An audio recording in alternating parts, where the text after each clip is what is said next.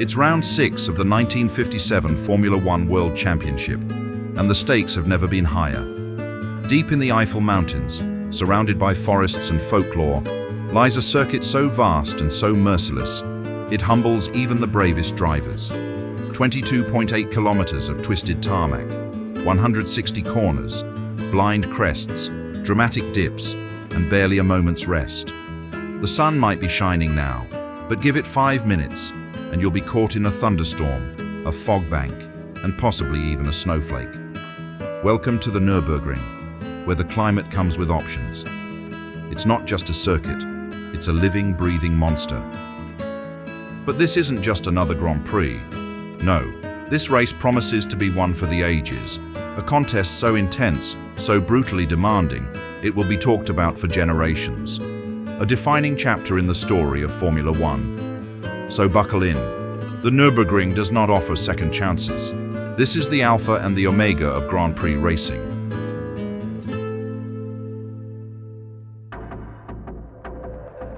At this point in the championship, let's not beat about the bush. It's been the Fangio and Maserati show, with the rest of the grid rather stuck in supporting roles, whether they like it or not. Out of just 4 appearances, Fangio has helped himself to 3 resounding victories, each one delivered with the effortless cruelty of a man who appears to have solved Formula One, as if it were a particularly elegant maths problem. This, dear viewers, is not just dominance. This is the very apex of both Juan Manuel Fangio and Maserati's Grand Prix careers, the kind of form that makes historians lean back in their chairs, sip their tea thoughtfully, and mutter, "Now that was a season." Of course, all roads now lead to the Nürburgring, the colossal beast of a circuit nestled in the Eifel Mountains. And this particular Grand Prix would go on to become one of the most unforgettable in motor racing lore, a mad dash against physics, terrain, and time itself. But we're getting ahead of ourselves. History can wait a few minutes. For now, let's turn our monocles towards the paddock and examine the fine ensemble of teams and drivers brave enough to challenge Fangio's stranglehold.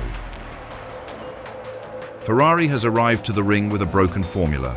The Ferrari 801, glorious to behold and noble in lineage, is, lest we forget, a car born in 1954. And while it's had more updates than a troubled Italian opera, it remains at heart a relic of a previous era. Gone are the glory days of 1956, where it could still put up a proper fight. In 1957, the machine has begun to show its age in the most inconvenient places: the stopwatch, the corners, and the constructors' standings. The Van Wall team arrived in the Eifel Mountains riding high on the fumes of national pride. Having just achieved what no British constructor had done before, pole position, fastest lap, and victory, all in one go, the boys in green were feeling rather chuffed, and rightly so. Van Wall fielded the very same trio that had dazzled the home crowds at Aintree: Sterling Moss, Tony Brooks, and Stuart Lewis Evans, the quiet young promise. This was Van Wall's first ever dance at the Nürburgring. Still, Van Wall's spirits were high.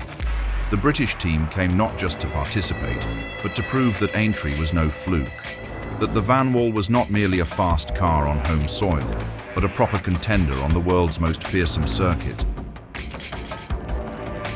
With a surprisingly low number of Formula One entries submitted for the 1957 German Grand Prix, the organisers took the practical decision to bolster the grid by inviting several Formula 2 competitors. The expanded entry list paved the way for the renowned German marque Porsche to make its long-awaited appearance in the World Championship context. They entered 2 of their lightweight 550 RS sports cars, machines known more for agility and endurance than raw speed, but formidable nonetheless in the right hands and under the right conditions. Representing the Porsche factory effort were Edgar Barth, an experienced East German driver, and Umberto Maioli, a former Ferrari works driver who brought with him a deep well of experience at the highest levels of motorsport. While Porsche's participation was a major point of national interest for the German crowd, they faced stiff competition in the Formula 2 category from the innovative Cooper team of Great Britain. Cooper's rear-engine designs had already demonstrated their potential earlier in the season, and their light, nimble cars were beginning to shift conventional thinking about what a Grand Prix car should be. Though their entries were officially Formula 2 machines, they had already proven themselves capable of running close to, and occasionally ahead of, the slower Formula 1 cars on tighter, more technical circuits.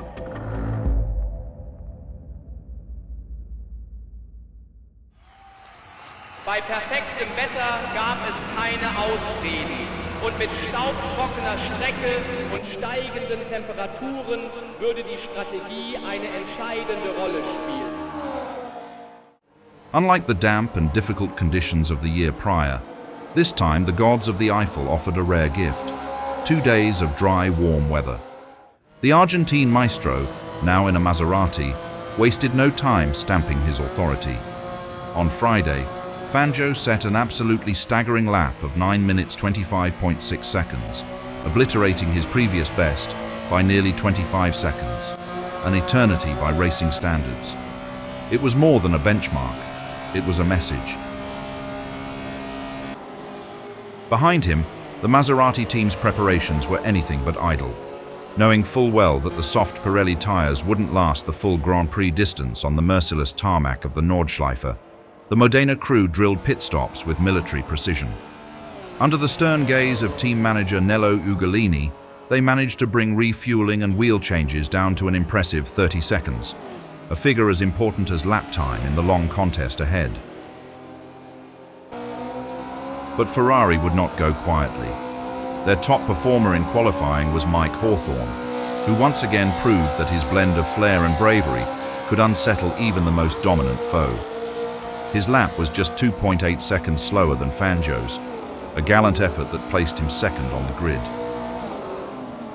Peter Collins followed closely in fourth position, while Luigi Musso, who had been so strong in previous rounds, appeared off colour in Germany and could do no better than eighth. For Van Wall, this would prove to be a weekend of frustration.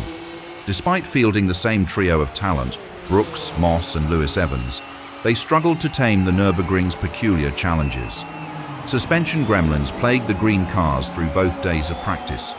Even with constant adjustments, they failed to match the Italian pace, securing only 5th, 7th and 9th places respectively, with Tony Brooks leading the British charge.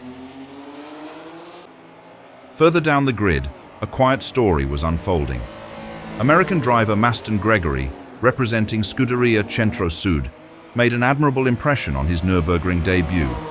Despite limited experience on the Nordschleife, Gregory showed remarkable composure and speed, outpacing his more seasoned German teammate and clinching a spot in the top 10.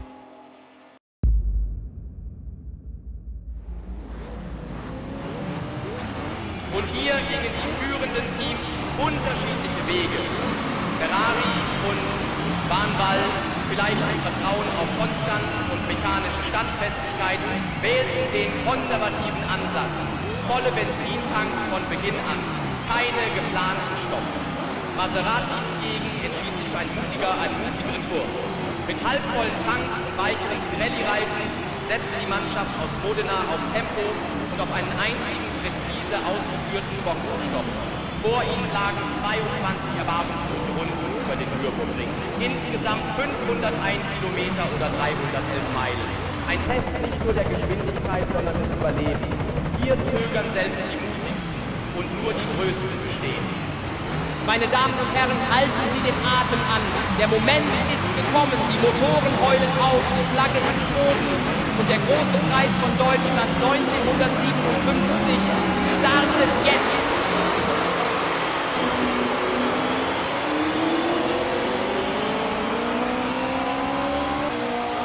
From the front row of the grid, the Ferraris and Maseratis launch almost as one, but it's Mike Hawthorn who reacts with razor precision. His V8 snarls with purpose as he threads the car through the opening bends. Behind him, the rest of the field jostles for position with the sort of frantic energy only the Nürburgring can provoke. Dust is kicked up, nerves are tested, and already the long, punishing gauntlet of 22.8 kilometers lies ahead, a road that will bend, twist and bite at every mistake. Sterling Moss, the hero of Aintree just weeks earlier, appears to be struggling to find his rhythm on the treacherous tarmac of the Nordschleife. Luigi Musso, and soon after, Harry Schell in the Maserati, makes a similarly assertive move, slipping by the green van wall with a flick of precision and courage in equal measure. But just as the Ferraris begin to bask in their fleeting moment of glory, the red flash of Juan Manuel Fangio's Maserati 250F begins to loom ever larger in their mirrors. It doesn't take long. With surgical precision and that familiar, unsettling calm, Fangio begins his assault. First, he lines up Peter Collins, the young Briton doing his utmost to hold the line, but there is little that can stop the Argentine master. Next in his sights, Mike Hawthorn. But again, it's no contest.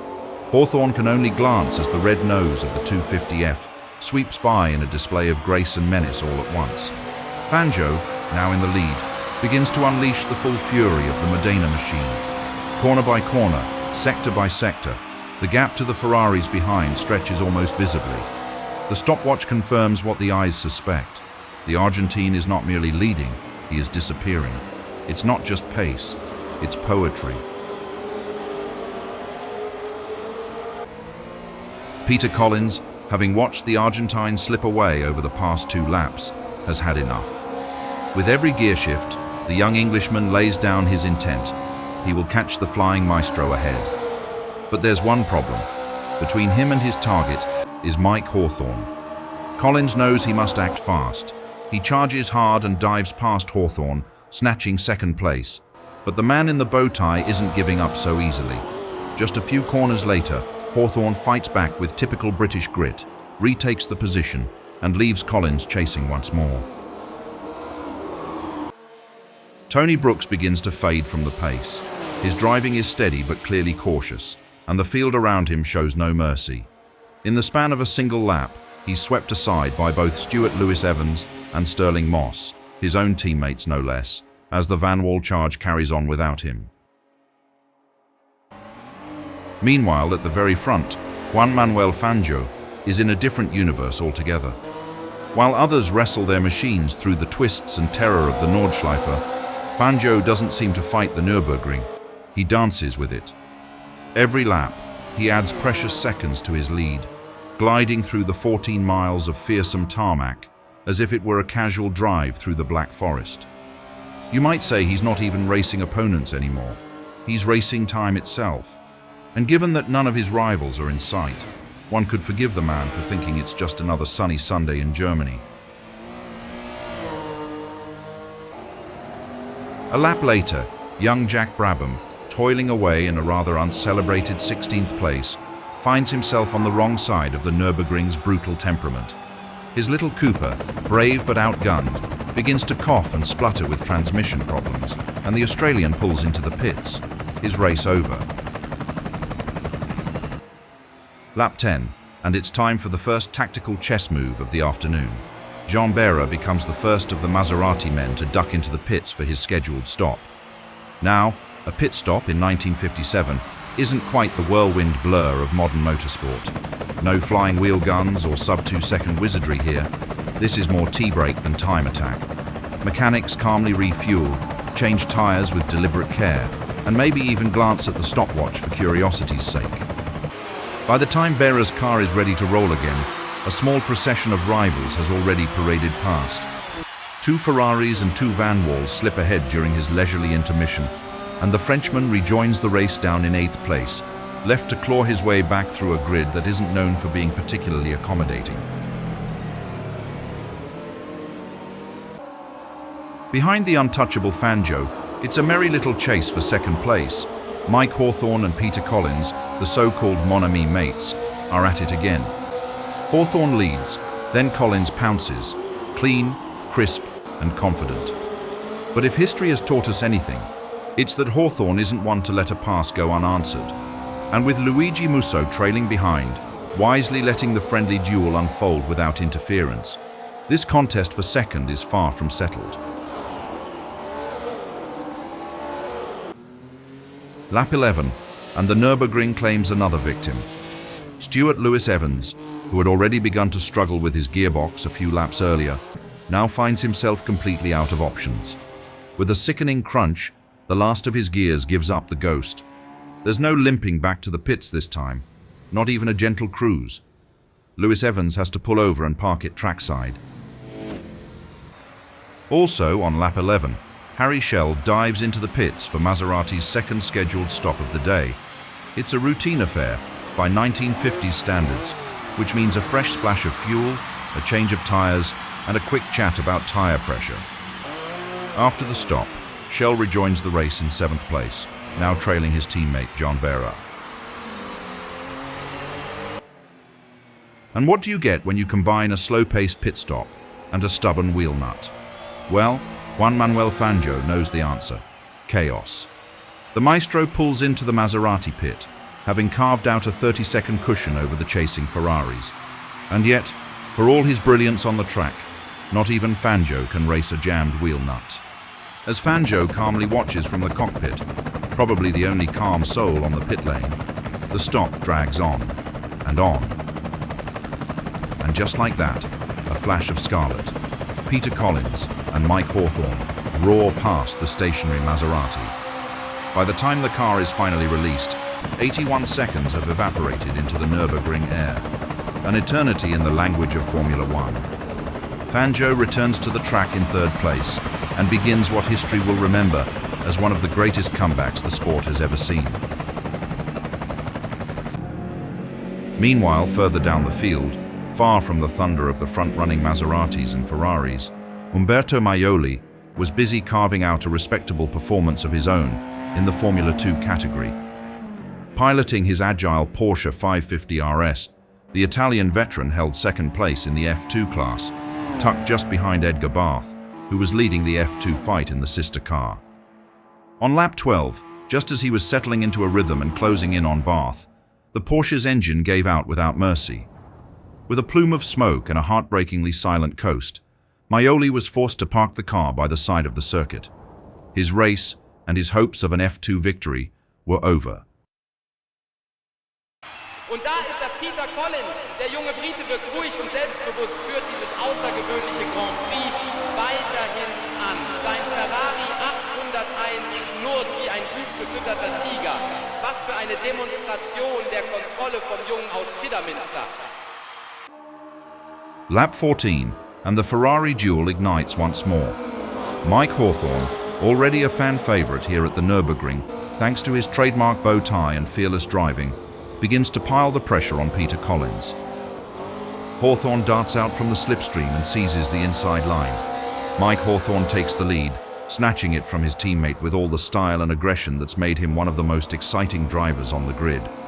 It's Ferrari versus Ferrari, and the race is far from over. As thrilling as the duel between Collins and Hawthorne may be, it comes at a heavy cost. Every lap they spend locked in battle, defending, attacking, re-attacking, they lose precious seconds. And behind them, far from cooling down after that infamously long pit stop, Juan Manuel Fangio is coming, on full send. With fuel topped up, tires fresh, and an engine note that now seems almost vengeful, the Argentine is setting a blistering pace. Lap after lap, the gap shrinks. What was once a 48-second deficit melts away like mist over the Nürburgring forests. You can almost feel it. Fangio isn't just chasing time, he's chasing them, the bickering Ferraris, caught in a civil war, unaware that the maestro is orchestrating one of the most legendary comebacks in Grand Prix history. He is 36 seconds behind the two youngsters. On lap 16, the gap is down to 32 seconds. On lap 17, it's 27. Lap 18, 21 seconds. Now fully unleashed, once again does what only Fangio can do. He leaves the laws of physics somewhere behind at Hatzenbach and enters an entirely different universe. 13 seconds. That's what he takes out of the Ferrari lead pack in a single lap.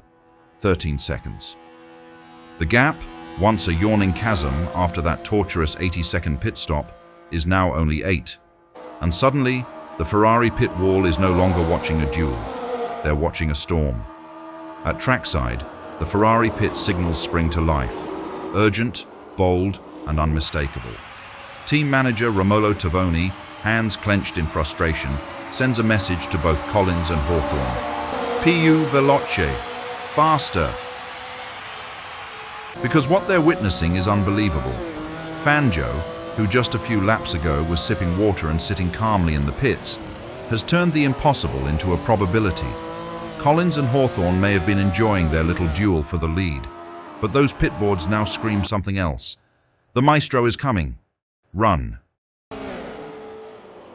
On lap 20, Fangio crosses the line with a lap time of 9 minutes, 17.4 seconds, 8.2 seconds faster than his own pole position time. By far the fastest lap of the entire race. At that moment, the Ferrari pit descends into controlled chaos. They all know what this means. This is no longer just a comeback. This is an onslaught. It's lap 21, the penultimate lap of this grueling battle. Fangio is flying now. The Argentine devours the final gap to Collins and strikes with intent.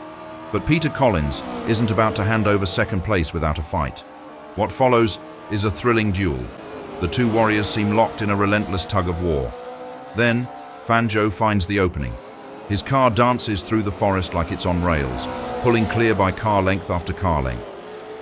But just as Collins prepares to respond, disaster strikes in the most unexpected way.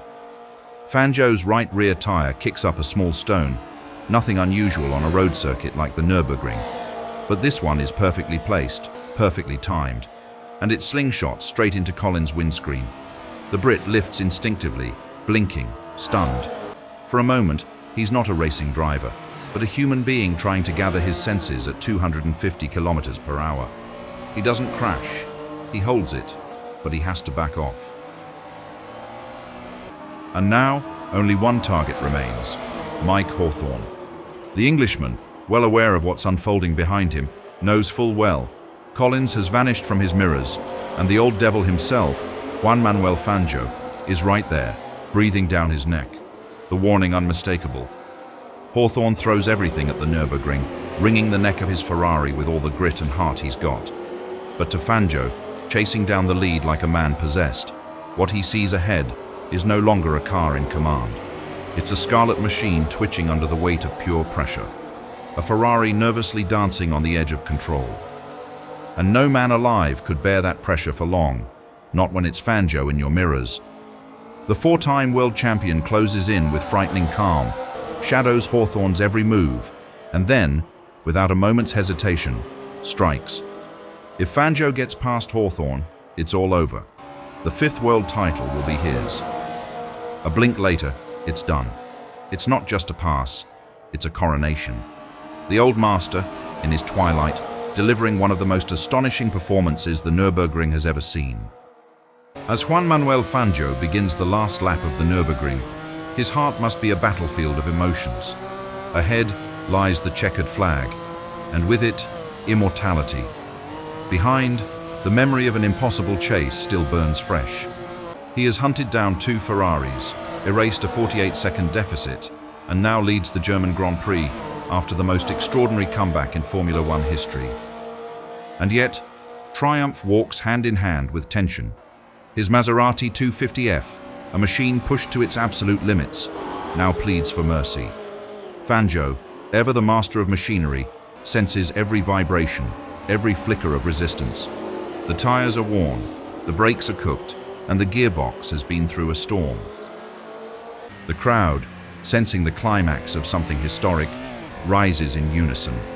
As he exits the final bend and charges down the long straight, the grandstands are already roaring. Juan Manuel Fangio crosses the finish line, and the world changes. A five-time world champion. 5. An achievement so staggering, so untouchable, it feels like fiction. But here it is, wrapped in flesh, sweat, and steel. In second place, after a valiant and spirited drive, comes Mike Hawthorn. For much of the race, he battled not only his teammate, but also the old devil himself, Juan Manuel Fangio. Hawthorn emerged not as a defeated man, but as a respected warrior, one who had played his part in one of the greatest races the Nürburgring has ever seen.